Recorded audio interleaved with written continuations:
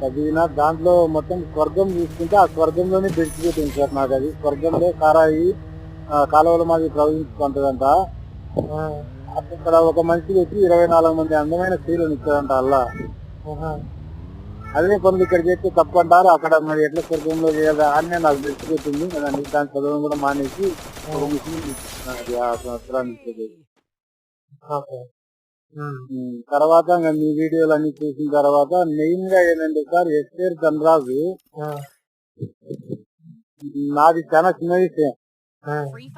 నేను చదువు పరంగా కానీ స్టడీ చేయడంలో కానీ ఆమె చెప్పే మాటలు బట్టి చూస్తే ఆమె ఎంత కష్టపడిందో, ఆమె ఎంత రీసెర్చ్ చేసిందో, ఆ మాస్టర్ డిగ్రీ తీసుకోవడం కోసం $1,00,000 పెట్టిందంటే అంత పెట్టి అంత చేసి దాంట్లో బయటకు వచ్చిందంటే నేను